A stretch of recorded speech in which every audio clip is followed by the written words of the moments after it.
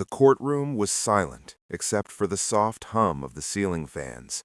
Emily Graves sat at the witness stand, palms sweating against the polished oak surface. The prosecutor's voice echoed through the chamber like a verdict already written. "Miss Graves, can you identify the man who assaulted you that night?" Her throat tightened. She looked across the courtroom and saw him, Daniel Mercer. He sat there in his blue shirt, looking confused, broken, lost. His hands were cuffed, but his eyes were steady, fixed on her. He didn't look like a monster, but fear, mixed with the weight of her own guilt, made her raise a trembling finger. "That's him," she whispered. Daniel's mother gasped in the audience. The judge's gavel struck once, sharp as thunder.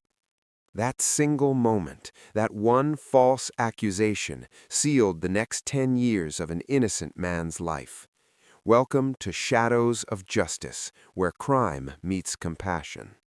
If you are new here, don't forget to hit the subscribe button, like, comment, and share. For returning viewers, thanks for sticking to the channel.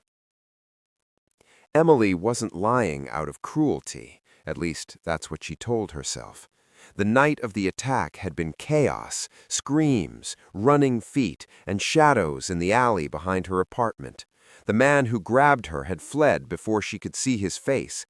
Days later, when police lined up suspects, she saw Daniel Mercer, a man she barely knew from the neighborhood, and something in her broke.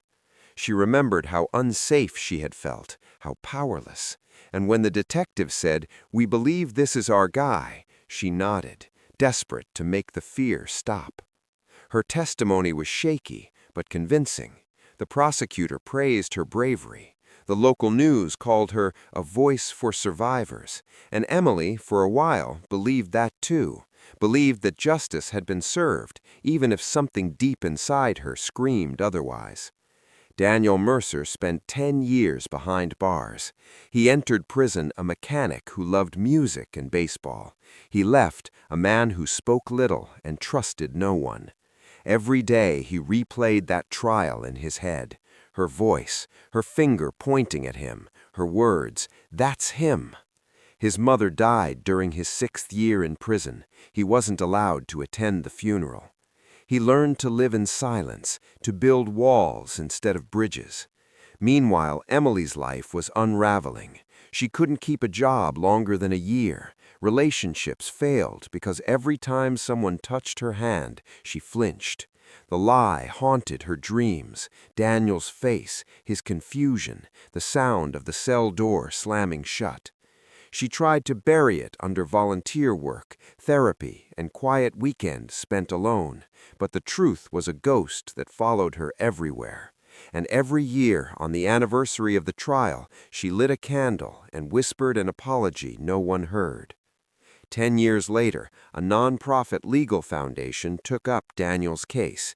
New DNA evidence surfaced from the assault kit, evidence that had never been tested.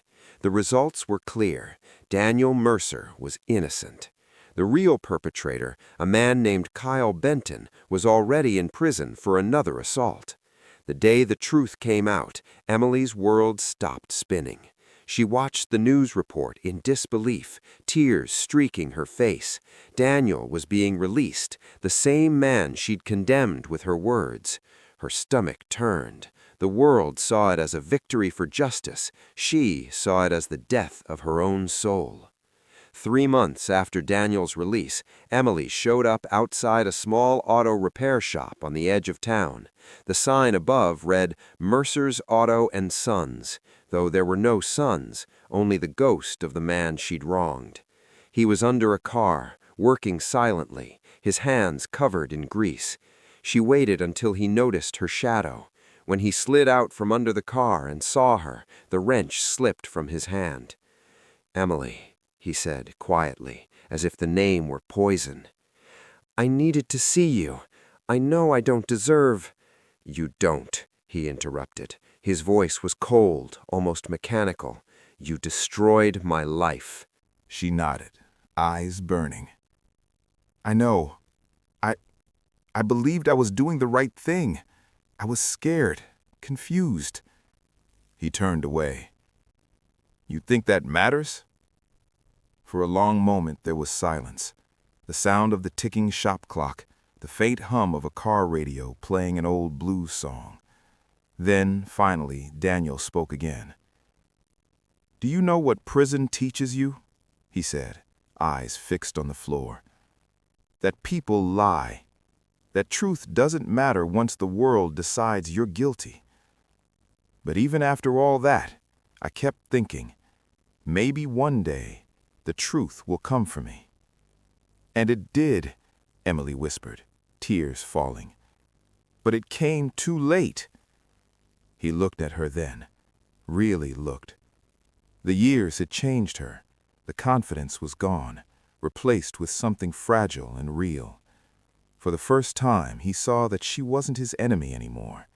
She was just another prisoner, of guilt instead of bars. Emily didn't expect forgiveness. She didn't even ask for it. But she came back every week, volunteering at the same foundation that had freed him. She started speaking publicly, not as a victim, but as the woman who destroyed a man's life because she was too afraid to tell the truth. Her words were raw. "I thought naming someone would make me feel safe again. It didn't. It made me a liar." At first, Daniel avoided her events, but one night he stood quietly at the back of the room as she spoke. Her voice trembled, but she never wavered. For the first time, she was brave, not for herself, but for the truth. After the event, she found him waiting outside. "You didn't have to come," she said softly. "I know, but I needed to hear it. I needed to know you finally saw what you did." She nodded, unable to speak. He studied her for a long moment, then sighed. "I don't forgive you," he said, and her heart sank. "But," he continued, "I don't hate you anymore either. I'm tired of carrying that." Tears rolled down her cheeks. "That's more than I deserve." He looked up at the night sky. "Maybe, but we both lost something that can't come back. All we can do is stop burying the truth." Months later, Emily received a letter in the mail. The handwriting was rough but familiar. "Emily, I don't know what peace looks like yet, but I think I'm learning. The shop is doing okay. Sometimes I wake up and still feel like I'm behind bars, but then I think of the day I saw you tell the truth, and it reminds me that maybe we're both getting out. Slowly. You asked once if I believed in redemption. I don't know, but I believe in honesty. That's a start. Daniel." She read it over and over, each word burning and healing her in equal measure. That night, she drove to the same alley where it all began. The air was cold, the streetlights humming softly. She stood there for a long time, whispering a silent prayer to no one in particular. "I buried the truth," she murmured, "but it came back, and it saved me." Emily never fell in love with Daniel. She fell in love with what he represented: truth, resilience, forgiveness. He eventually remarried, had a daughter, and named his shop Mercer and Hope Garage. Emily dedicated her life to advocacy for wrongful convictions, turning her greatest sin into a lifelong confession. They crossed paths occasionally, brief smiles, shared nods, moments heavy with history. There was no romance between them, but there was understanding, the kind that can only come from two souls who walked through the same fire from opposite sides. In the end, Emily's redemption didn't come from being forgiven. It came from learning to live with the truth she had once buried. And Daniel's healing didn't come from revenge. It came from realizing that even in betrayal, there can be humanity. Sometimes, the cruelest prison isn't made of concrete walls and iron bars. It's built from the lies we tell ourselves to survive. And sometimes, the only way out is to tell the truth, even when it hurts. This is Shadows of Justice, where crime meets compassion. Subscribe for more emotional true crime and redemption storytelling, where every scar tells a story worth hearing.